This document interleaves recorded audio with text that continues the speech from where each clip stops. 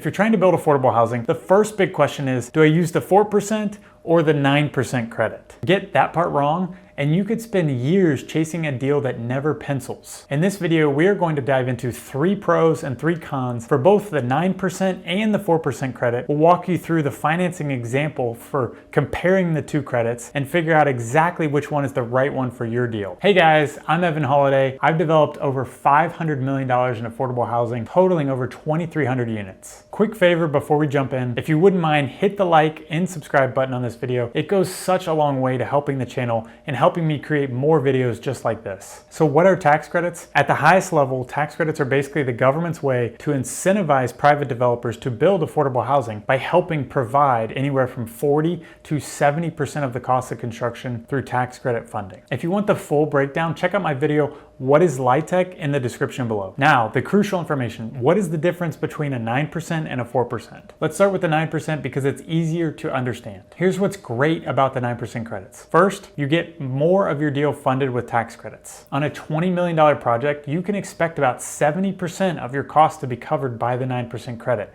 This could equate to about $14 million of tax credit equity. This means you may only need to borrow about $5 million or about 25% as compared to most market rate deals where loans are pushing 75% or $15 million.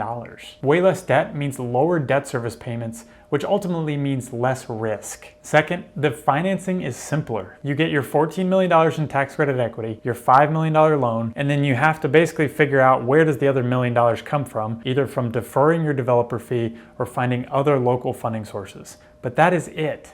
3 funding sources. Now I do want to caveat this is not every 9% deal, but most 9% deals, the vast majority of your funding will come from the 9% credit. So in this deal, you'll have 3 funding sources as compared to a 4% deal where it could be 5 to 7 or even more funding sources. And once you have your 9% credit, you are pretty much on the march to closing. You have your financing capital stack and you are ready to close. Third, you can serve families who really need help. With all the additional equity, you can rent out apartments at a lower rate at like $650 for an apartment for a family making $35,000 a year, as opposed to that same unit going for $1,200 a month for a family making $60,000 a year. This allows the project to serve lower income families. But here's what's challenging about the 9% credits. First, everybody wants in. In California in 2024, they received 172 applications and only 55 were awarded. That is just a 32% success rate. And most developers apply multiple times before they win. And in some states, the number of applications that actually get awarded is as little as 10 to 20%. Second, you can't go that big. So most states will cap you at about $100,000 of credits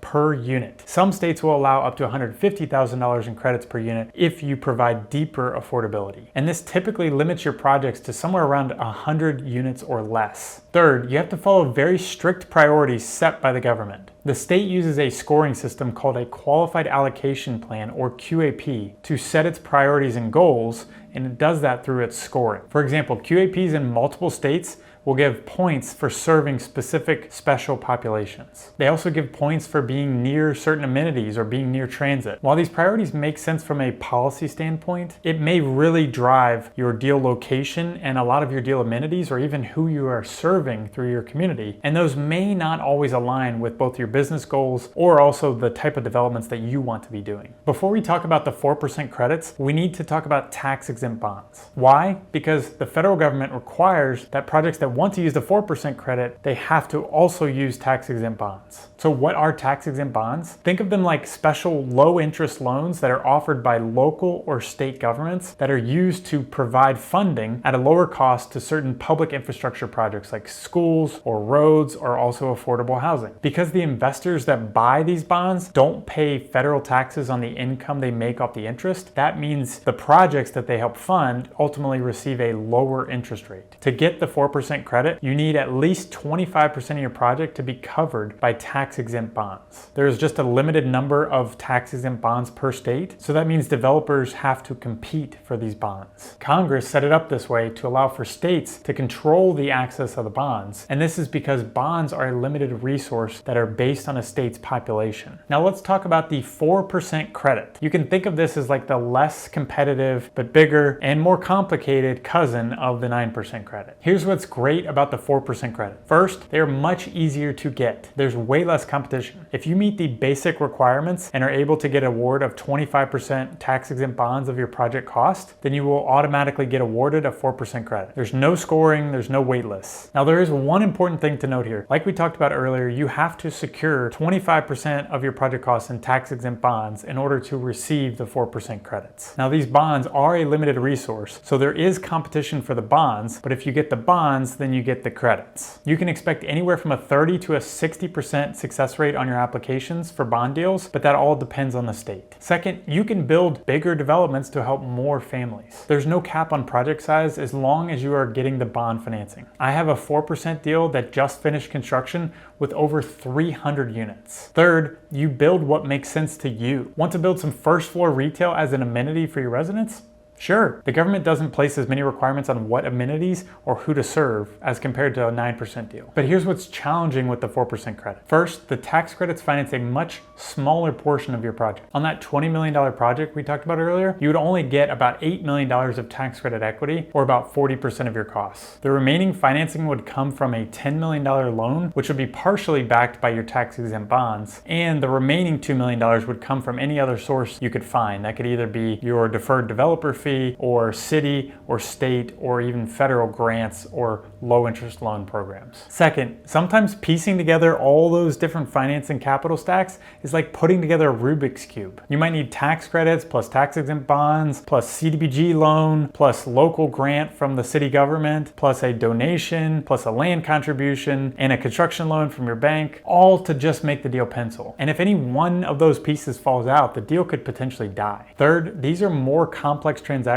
with higher associated transaction costs. To get a bond and use it to finance your project, you have to go through quite a financing process. That means hiring attorneys to draft the bond documents, working with underwriters to underwrite the bonds, and sometimes working with credit rating agencies to assess the credit quality of those bonds. But the good news is, as of 2024, a lot of these costs can now be included in your eligible basis, meaning you can get tax credits for those costs. And also with a good attorney, any of this is figure outable. So let's jump into a quick comparison between a 4% and a 9% on the same deal. Let's say we're building a 70 unit development in Nashville for $20 million. After removing the land and any other non-eligible costs, our total eligible basis equals $18 million. With the 9% credit, your $18 million of total eligible basis gets you about $16 million in tax credits. If you take your $16 million in credits and you sell them at 80 cents on the dollar, then you will net out about $13 million of tax credit equity. Now with the 4% credit, if you sell your roughly $7 million of tax credits for 80 cents on the dollar, then you will net out just about $6 million. For the 9% deal, that means you'll need a $6 million loan and a $1 million either city gap funding or deferring your developer fee to close out your financing capital stack for a $20 million deal. So that means just 3 other sources other than your credit. For the 4% credit, you'll need at least $5 million in tax-exempt bonds, which is part of the $10 million loan that you'll need, and a total of $4 million you'll need in either city gap funding, grants, abatements, or it could even be the deferral of your developer fee as well. So really, maybe even 5 or more sources to reach your $20 million project cost. So which credit should you use? Go with the 9% if this is your first deal and you want something simpler. You're okay with smaller projects under 100 units. You don't mind building exactly what the state wants and where they want it, and you're willing to apply multiple times before winning. Go with the 4% if you want to build 100+ unit projects. You have strong relationships with city council for gap funding. You want to choose your own location, design, and amenities. You're comfortable juggling multiple financing sources and bond financing. Here's the bottom line. Both credits cover a significant portion of your project costs and allow you to create a massive positive impact in the community. The most important thing is to start building relationships right now. Connect with your state housing agency folks, or also connect with experienced tax credit attorneys who know the business inside and out, but go out and find those relationships who will help be part of your first development team. If you want to dive deeper into affordable housing development,